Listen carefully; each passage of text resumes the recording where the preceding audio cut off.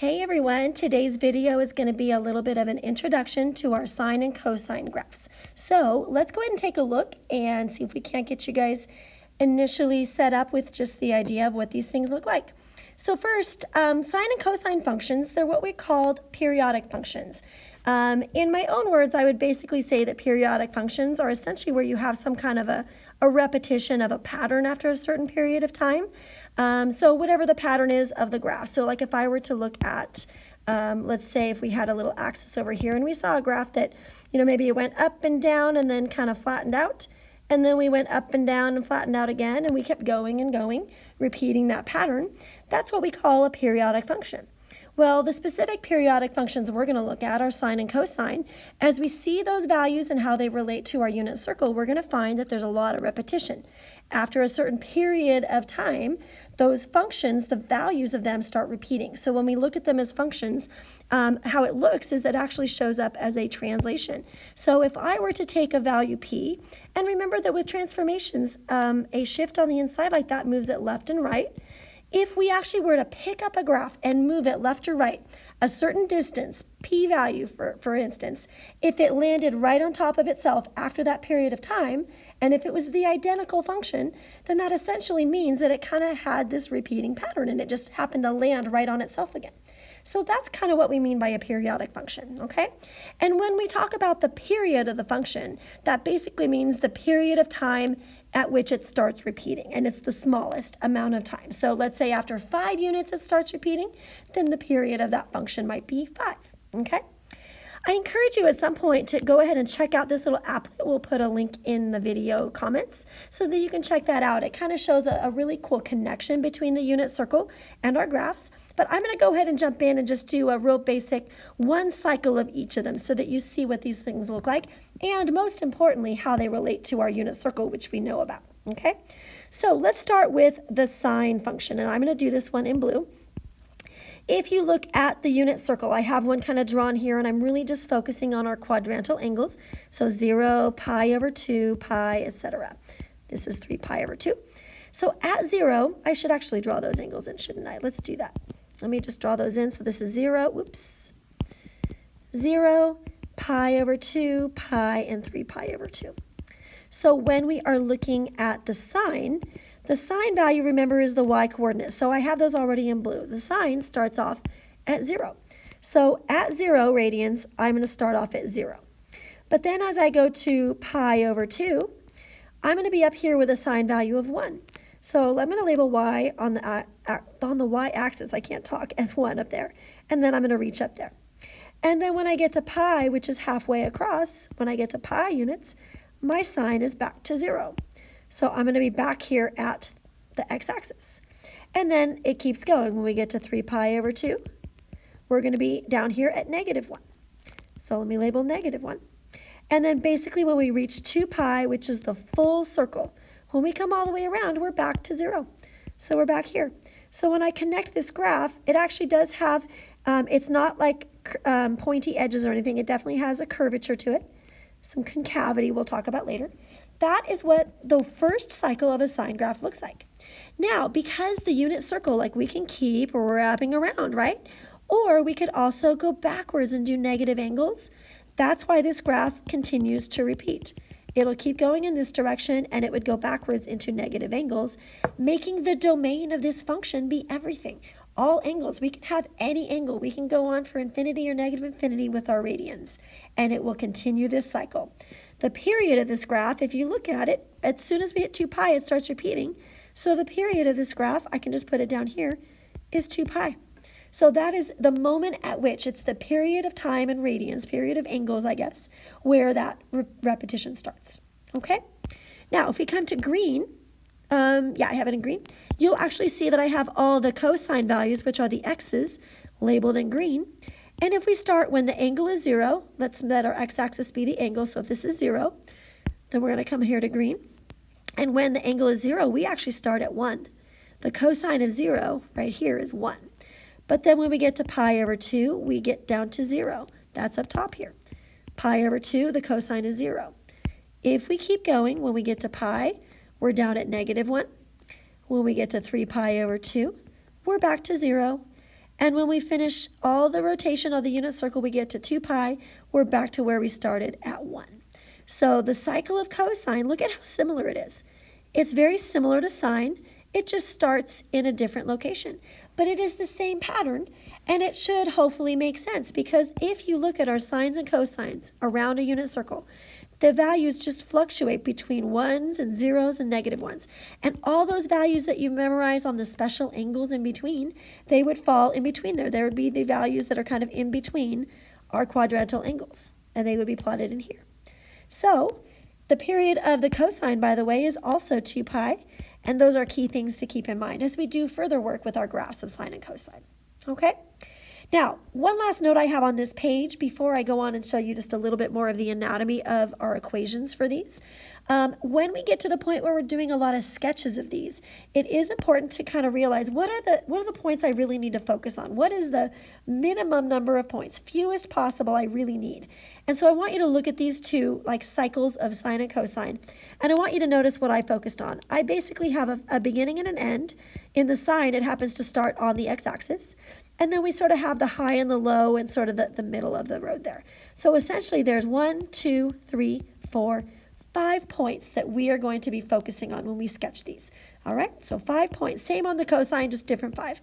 There's 5 points that we kind of focus on for any one cycle of our periodic sinusoid function. Okay.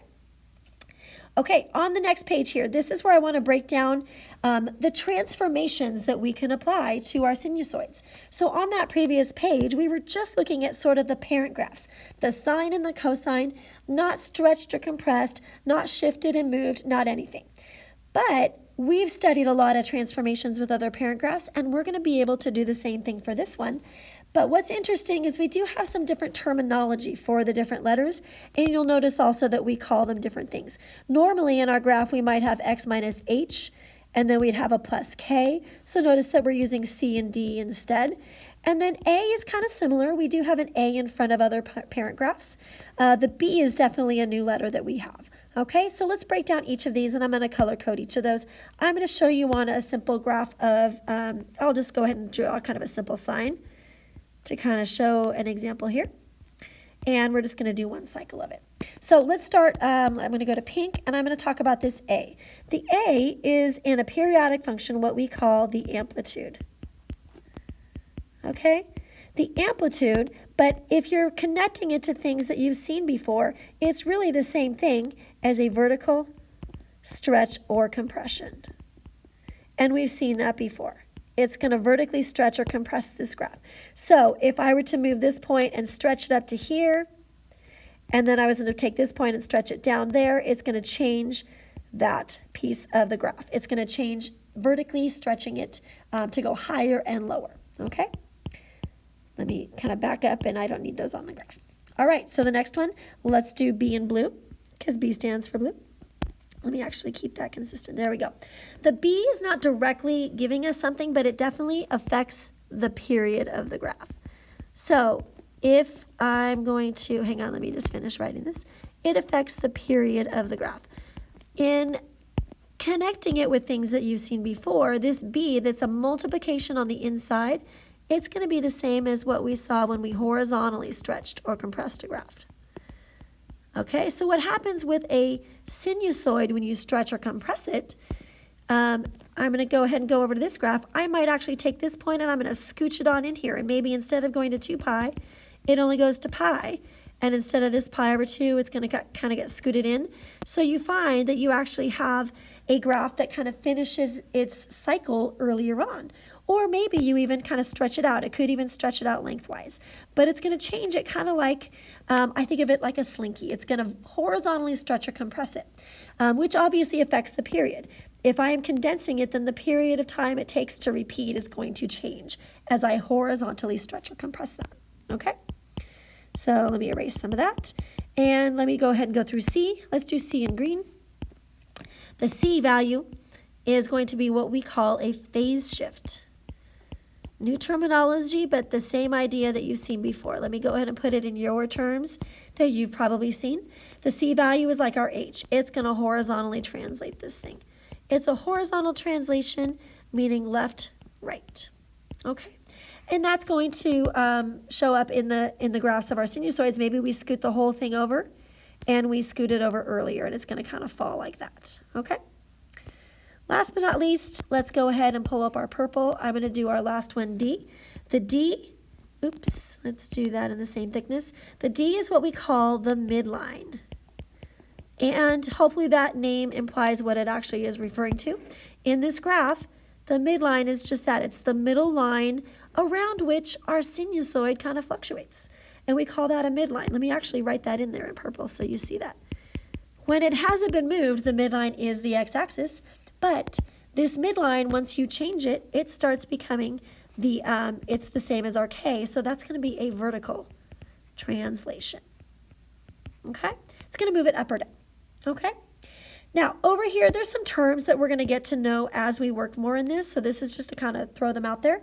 Things like concavity and points of inflection are going to be some characteristics that we'll talk about. We'll certainly talk about high and low points.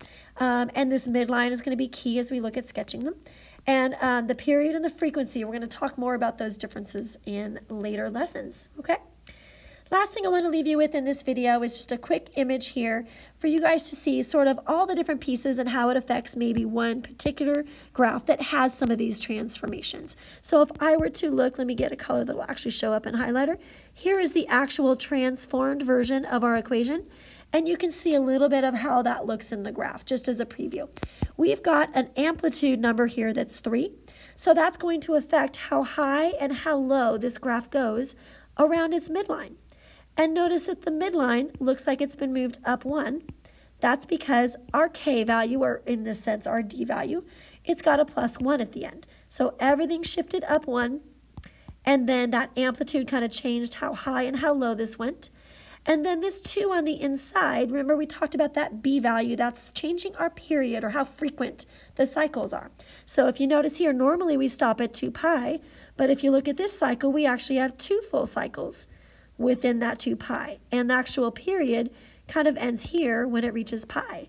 So that number 2 did affect that. It actually, like a slinky, it took this graph and kind of squished it in and horizontally compressed it. Okay? So coming soon, you guys, where we're heading with all of this is your ability to basically do lots of different things. You need to be able to be given an equation and maybe sketch it and list all this information. Maybe we actually just give you the information and you have to sketch it or write an equation. And of course, sometimes you have to work backwards. Maybe we give you a graph like this one you see, and you have to then kind of use the pieces and be able to write this equation based on what you're seeing.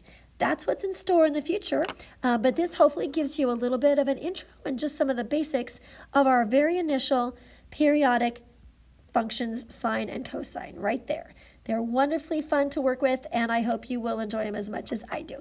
Thanks for watching, and we'll see you next time.